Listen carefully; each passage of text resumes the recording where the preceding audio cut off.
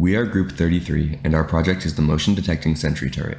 Our group consists of one electrical engineer, Caitlin Martin, and three computer engineers, Ladurma Gary, Michael McAllister, and myself, Quinton Jimenez. The overlap in our majors has allowed the team to work more seamlessly together on different aspects of the project.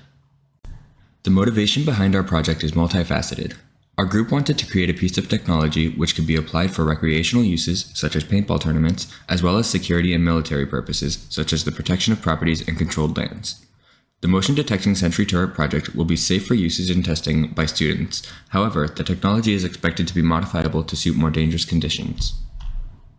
The goals and objectives for this project are to create an automated system which, when active, identifies targets through computer vision algorithms, aims a paintball marker at said targets, and successfully hits targets upon firing. Furthermore, for safety purposes, the project should effectively employ a warning light visible to targets as they are to be fired upon using non-lethal ammunition. This informs targets that they are being tracked by the sentry turret. The device should be easily transportable for owner convenience and should have a sufficient power supply to adequately secure an area over a period of time. The key specifications for the motion detecting sentry turret are outlined in this table. Among the primary specifications, the sentry turret must be accurate to a minimum of 70%, meaning that 70% of shots fired must hit their mark. The turret must be able to traverse or rotate 180 degrees horizontally and 45 degrees vertically. The range of effect for the turret is required to be between 10 and 75 feet from the device itself, within the cone defined by the horizontal traversal specification. The power supply should last 3 hours on a single charge. The minimum ammunition capacity should be 20 rounds, and the maximum weight of the device should be 40 pounds. There are a number of hardware-specific requirements for this project. For computer vision to be used, the sentry turret must have a camera. This camera should have a high enough resolution to determine human figures from between 10 and 75 feet away.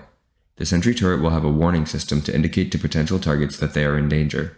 For this purpose, a 55-lumen LED light will shine from a visible position on the device. The ammunition container will be large enough to contain a minimum of 20 rounds. The total weight of the device is not to exceed 40 pounds, as owners of the sentry turret should be able to reposition the device without additional assistance. Given that the position of the device is intended to be easily variable, the sentry turret must have an onboard power supply which can power it for up to 3 hours on a single charge. The members of Group 33 have satisfied these specifications at a cost of $600 or less. The software specifications for this project are as follows. The sentry turret should use computer vision to identify targets within a range of 30 feet. Motion sensors on the turret should trigger an interrupt which activates the camera and computer vision algorithms to check for targets within 30 feet. When a target is located within range, the LED warning light should be activated. The turret must be programmed to cease firing when no target is within the 30-foot range of fire. The software should also perform calculations to continuously track and aim at the target while the target is moving. The block diagram on this slide not only indicates the interactions between the components of the motion detecting sentry turret, but also the distribution of responsibilities among the members of Group 33. Ladurma Gary was primarily responsible for decisions regarding the camera and warning light for the project. Caitlin Martin approved the actions relating to the power supply, PCB, and stepper motors. Michael McAllister was in charge of computer vision and the computer used as an auxiliary computational device. The computer was necessary because the processor on board our PCB is not powerful enough to run computer vision algorithms at a satisfactory speed for the purposes of the sentry turret. Quinton Jimenez was responsible for the servo motor and triggering mechanism for the sentry turret. Finally, the members who worked most closely with the microcontroller were Ladurma Gary and Michael McAllister. The sentry turret functions as follows. First, the power supply provides power to the PCB, which distributes that power to other areas of the device as necessary. Next, the computer receives feedback from the camera, then uses computer vision to process the images. Computer vision algorithms determine information necessary for the microcontroller to position the stepper motors. The PCB activates a warning light when the computer vision system has identified a target, and the microcontroller rotates the servo motor to trigger the paintball marker while the stepper motors track the target.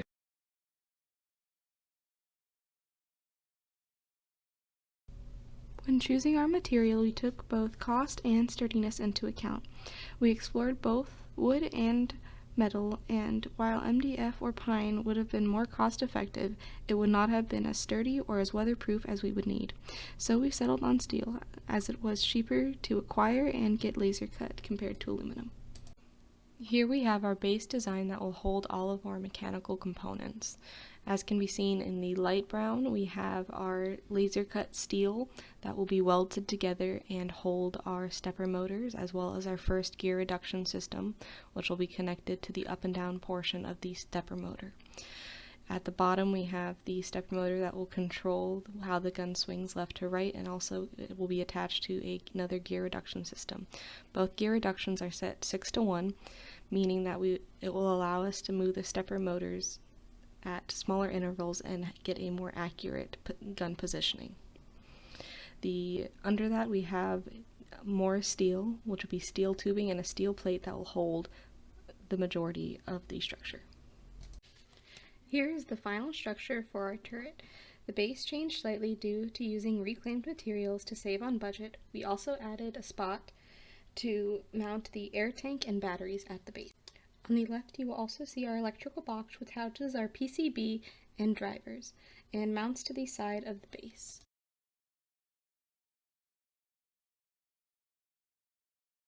We originally thought to use a single board computer, like a Raspberry Pi or BeagleBone, for both turret control and computer vision.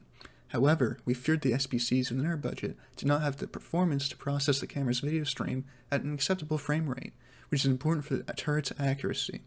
So, instead, we decided to use an Arduino microcontroller for the turret control and a laptop for computer vision. After further thought, we decided to take the Atmega MCU from the Arduino Uno and use it on a custom PCB instead.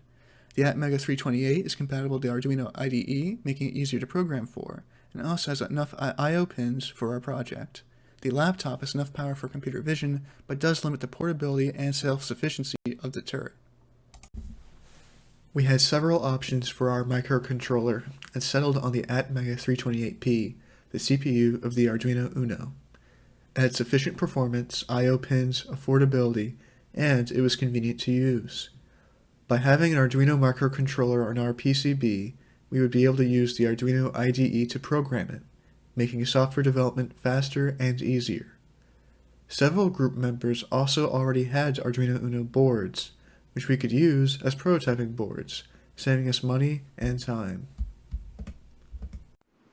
For our turret warning light, we looked at several options available. A more expensive option would be a unit that would be already programmed with flashing modes versus a standard bright LED. We chose the latter as it would help cut down on costs and have a lower energy consumption. We can then program our LEDs to flash via the MCU on our PCB. When choosing a camera for our project, we considered camera modules and webcams. Camera modules tend to be more cost-effective, but do not provide the same resolution as a webcam. We ultimately went with a webcam because it would provide us a long USB to attach from the computer to our turret. It had better resolution and also higher megapixels. Either webcams from Microsoft or Logitech would be chosen, as they are compatible with either Raspberry Pi or Arduino. Ultimately, Logitech was chosen as the brand to pick from, as they have a wide selection that is compatible with our project, and Logitech's webcams have been reviewed with high performance and reliability. Image processing will play a vital role in our project, so our camera selection would need to include a supported webcam or camera module. For this, we chose a webcam that we can easily move on the turret. Our choice was the Logitech C920S that can be used with either Raspberry Pi or Arduino. It has a resolution of 1080p at 30 frames per second to support our project's image processing. When determining the types of motor we would use on this project, we ended up choosing to use 2 stepper motors to control the horizontal and vertical rotations of the gun, and then a servo motor to control the triggering mechanism. We chose to use a servo instead of another stepper motor because the triggering mechanism would not require as much power as what we would need to control the movements of the gun. Once we settled on using stepper motors, we had to choose which size stepper motor we would need for this project. We ended up settling on the E-Series NEMA 23 as it fit the step angle requirement, the torque, and the price was well within our budget. For our stepper motor drivers, we've updated our selection from previously to the DM542T due to the old carriers being too small for our applications.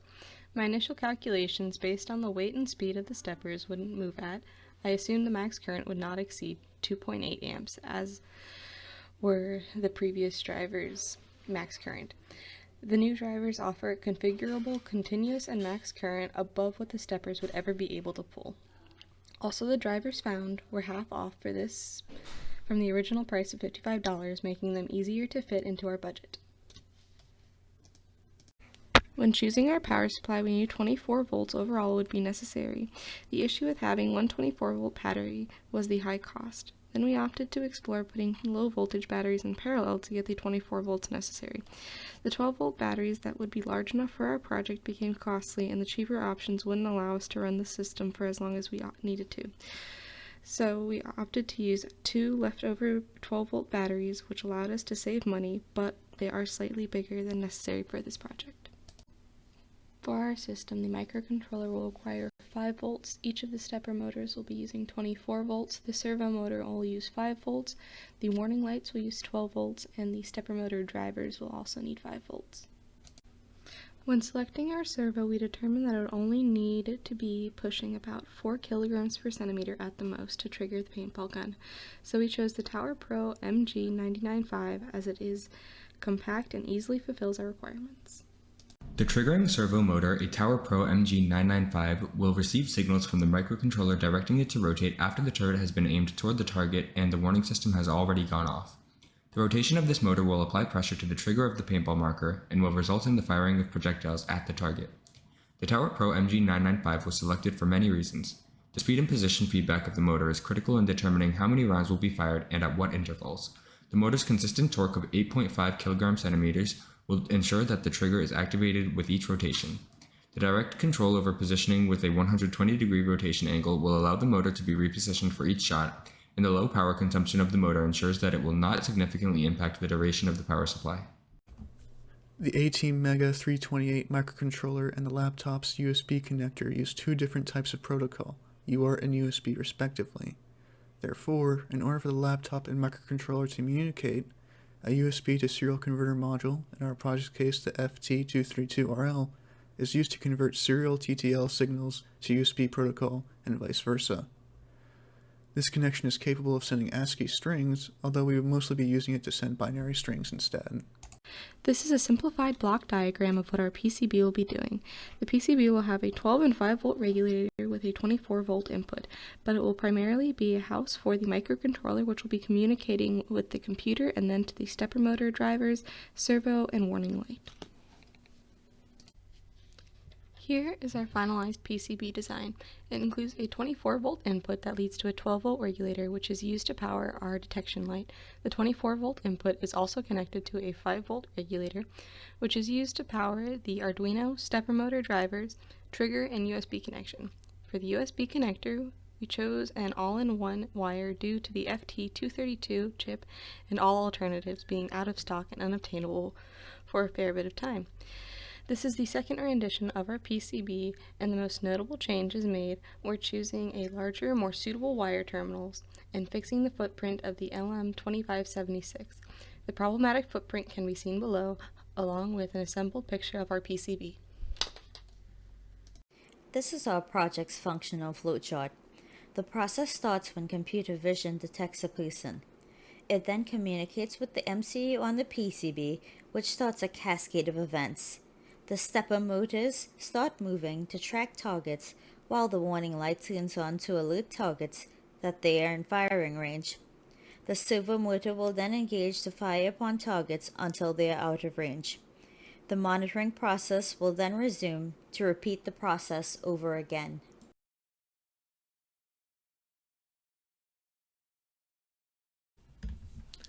For an overview of our software, it is split between our laptop and the PCB. The laptop handles the computer vision aspect of the project, while the PCB handles the direct controls over the turret's functions. To the left is the software flowchart, where you can see the program flow and interactions between the laptop and PCB. Both the laptop and PCB are initialized at the same time, and the program only starts after the user calibrates the turret using the laptop. Calibration is done to align the turret to the center of the camera and to ensure the turret's accuracy. The laptop takes a video stream from the camera, processes it with a human detection algorithm. Once a human is detected, a bounding box is drawn around them, from which a centroid is calculated. When there are multiple targets, the distances from the turret's current aiming position to each centroid is calculated, and the centroid closest to the turret is made the target. This prioritizes the closest target to the turret every time. The necessary steps to reach the target are calculated, and the laptop then formulates a command to bring the turret closer to that target in the form of a string of 4 digits. This command contains orders for the turret's 2-stepper motors, trigger servo, and warning light. Then, this command is sent over a serial connection to the PCB. The PCB promptly decodes this string and acts upon these commands.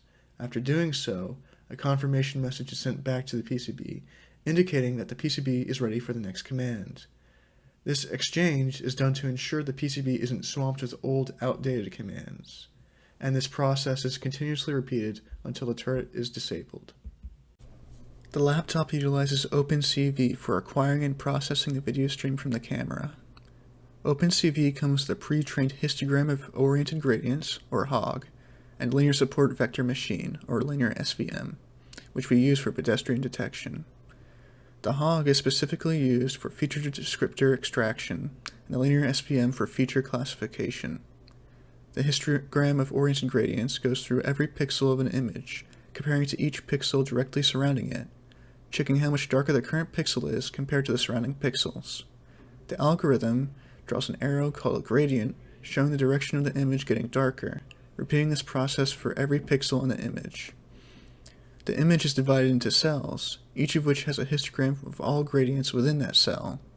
To account for lighting, these cells are then combined into normalized blocks. The blocks are used as features for the SVM. The SVM is a supervised machine learning model that divides and classifies data.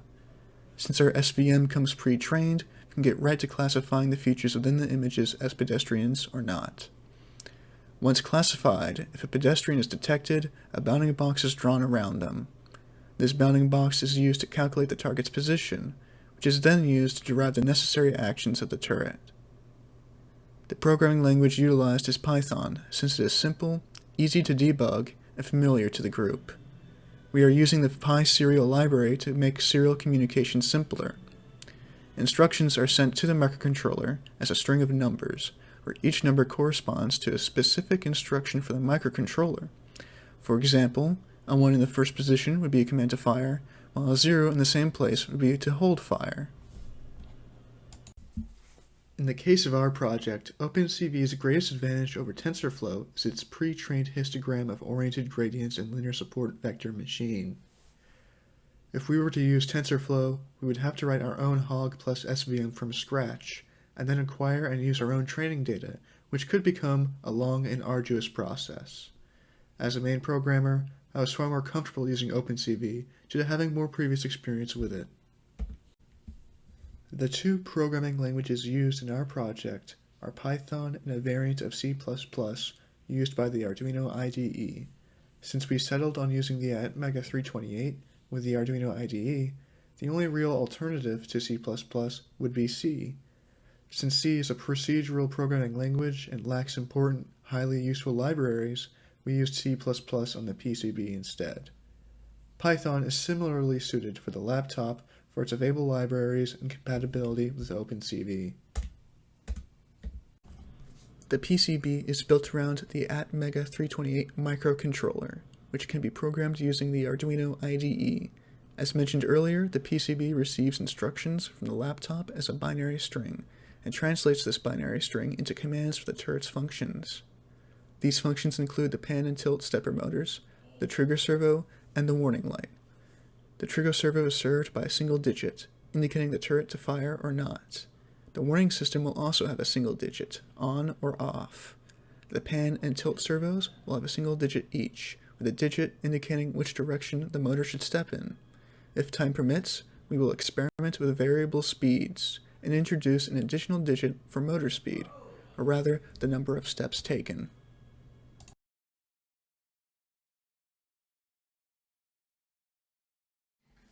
Here is our actual results of the testing. Our accuracy landed at 50% due to overcompensating targeting and lack of frames.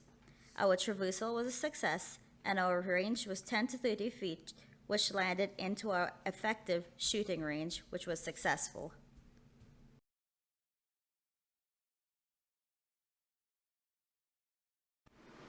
Our timeline for Senior Design 2 will focus on 7 aspects along with various deadlines. Starting from the initial point, number 1 is ordering initial parts, 2 building, 3 testing, 4 CDR presentation, 5 midterm demo, 6 final demo, and 7 final documentation. Number 1 is completed while we're in the middle of numbers 2 through 4 currently. The building process for our project will have 3 phases. Phase 1 will include us developing software for computer vision and code for our motors and lighting for the MCU chip. Phase 2 will commence building the unit and testing the viability of our software and code. Changes will be made to the code and turret as testing moves further along. Phase 3 will be the final touches as we ensure the turret is functioning and ready for demoing. Initially, we started with a $400 budget and increased to $600. This increase was due to the availability of some components and the need for more supplies, such as paintballs and air tanks to support the project. The items with the most cost would be the camera, paintball gun, the cost of combined motors, and materials for the structure. This is a breakdown of responsibilities for each group member. For the tasks that require more work, we will assign a primary and secondary person, denoted by P and S respectively. Liderma will be primarily on the warning light. The mounting and casing will be handled primarily by Caitlin, with Liderma as secondary. The camera selection will be primarily handled by Liderma. Computer vision coding will have Michael as its primary. Power system and PCB design will be assigned to Caitlin primarily. Arduino coding will be handled by Michael primarily and Lerma as secondary. Validation and check-in will be done by Quentin primarily, and the servo mechanism will be primarily done by Liderma with Quentin as its secondary. Going into the constraints of our project, there are many factors we have to consider and overcome for a successful project. Number 1. Money. Our project is self-funded, so we have to choose components that are within our budget. Number 2. Schedules. We all have different classes and obligations such as work and family that will limit times we can meet. Number 3. Durability. This pertains to the structure of the turret and how well it would stand against weather. Number 4. Energy. Will the turret be able to last as long as we intend it to? Number 5. Detection. Will our software be good enough to accurately detect people? Number 6. Communication. Will our serial communication between computer and MCU be successful? Many of these constraints will be cleared up with testing, where we will work towards solutions. This was Group 33 with the motion detecting sentry turret. We hope you enjoyed our final presentation. Thank you for listening and have a great day.